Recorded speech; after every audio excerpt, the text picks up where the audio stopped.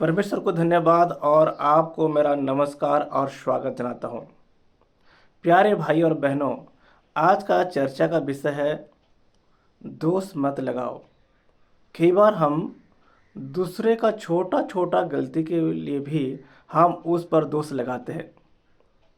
हमारा बड़ा बड़ा गलती हमारे ऊपर रहेगा, पर हमारा गलती हमको नहीं दिखता है और दूसरा का छोटा सा भी गलती हमारा नज़र में दिखने लगता है। कई बार जब हम दूसरों को फ़ोन करते हैं, अगर वो व्यक्ति जल्दी फ़ोन को नहीं उठाता है तो हम उसके ऊपर नाराज़ हो जाते हैं। लेकिन हम नहीं जानते कि वो व्यक्ति फ़ोन के पास है कि नहीं।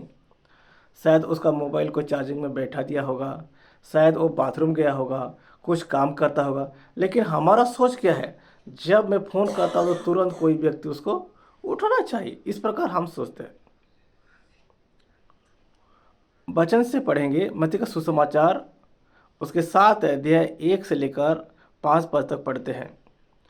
दोष मत लगाओ कि तुम पर भी दोष ना लगाया जाए, क्योंकि जिस प्रकार तुम दोष लगाते हो उसी प्रकार तुम पर भी दोष लगाया जाएगा।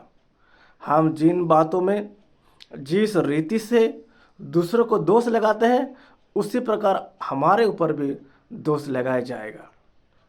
और जिस नाव से तुम नापते हो उसी नाव से तुम्हारे लिए भी नापा जाएगा।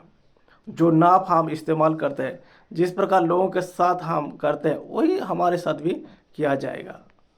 तू क्यों अपने भाई की आँख के तिनके को देखता है और अपनी आँख का लट्ठा तुझे नहीं सूझता। दूसरा का छोटा सा गलती, एक भाई की आँख में छोटा सा तिनका है, वो हमको दिख रहा है, परंतु हमारा आँख में बड़ा सा लट्ठा होगा, वो हमको नहीं दिखता है। ये मनुष्य का स्वभाव है।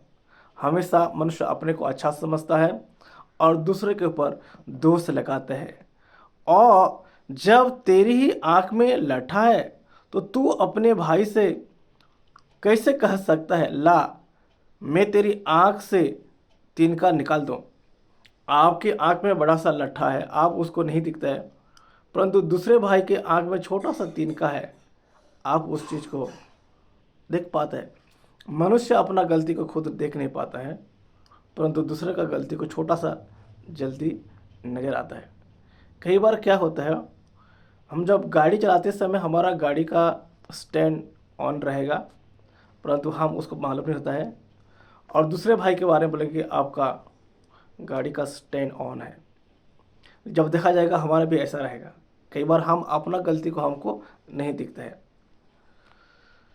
तो यीशु मसीह कहता है, हे कपटी, पहले अपने आँख में से लट्ठा निकाल ले, तब तू अपने भाई की आँख का तिनका भली भांति देखकर निकाल सकेगा।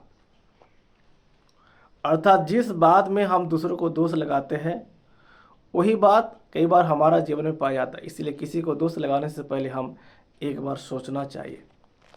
और एक घटना मैं बताऊंगा, यूहन्ना का सुसमाचार उसके 8 अध्याय में एक घटना हुआ। प्रभु यीशु मसीह के दिनों में एक स्त्री व्यभिचार के दोष में पकड़ी गई। फारसी और शास्त्री उसको पकड़े और यीशु मसीह के पास लाए और कहे, ये स्त्री व्यभिचार करते हुए पकड़ी गई। मूसा का व्यवस्था में लिखा है, जो व्यभिचार करता है उसको पथरवाह करके मार देना चाहिए, परंतु तू क्या कहता है? यीशु ने उन लोगों से कहा, ठीक है, व्यवस्था में लिखा है तो तुम में से जो निष्पाप हो पहले उस स्त्री के ऊपर पत्थर मारे। और थोड़ी देर के बाद जब देखा गया, वहाँ जितने भी लोग थे, बड़े से लेकर छोटे तक, सब वहाँ से चले गए। यीशु ने उस स्त्री से कहा, हे नारी, वे लोग कहाँ गए? क्या कोई नहीं है तुझे दंड देने के लिए? नहीं। यीशु ने उनसे एक बात कहा, ठीक है, जा, कोई नहीं है तुझे दंड देने के लिए, मैं भी तुझे दंड नहीं देता, तू जा, परंतु फिर पाप ना करना। आप सोचिए, क्या वो स्त्री दूसरा बार से पाप करेगा? वहाँ पर यीशु मसीह अगर ना होता तो उस स्त्री का हाल क्या होता? अगर यीशु मसीह ना होता, जरूर उस स्त्री को वहाँ लोग पथरवाह करके मार देते। कई बार मैं और आप पाप करते हैं, गलती करते हैं, कोई नहीं जान पाता है। वहाँ का लोग क्यों वहाँ से भाग गए? शायद उन लोग गलती उन ऐसा वाला गलती उनके जीवन में होगा। उस स्त्री के साथ व्यभिचार करने वाला व्यक्ति भी शायद वहाँ पर होगा। कई बार जब हमारा गलती पकड़े नहीं आते हैं तो हम एक अच्छा व्यक्ति, हम धर्मी व्यक्ति, इस प्रकार का हम जी रहे। प्यारे भाई और बहनों, हम ऐसे नहीं होना चाहिए। शायद भले ही कोई व्यक्ति नहीं देखता होगा, लेकिन परमेश्वर हर एक बातों को देखता है। इसीलिए आइए हम एक निर्णय लें कि जिस बात में हम दूसरों को दोष लगाते हैं, एक बार अपने बारे में सोचें कि वो चीज़ मेरे ऊपर में है कि नहीं। अगर हम दोष लगाते हैं तो हमारे ऊपर भी दोष लगाया जाएगा।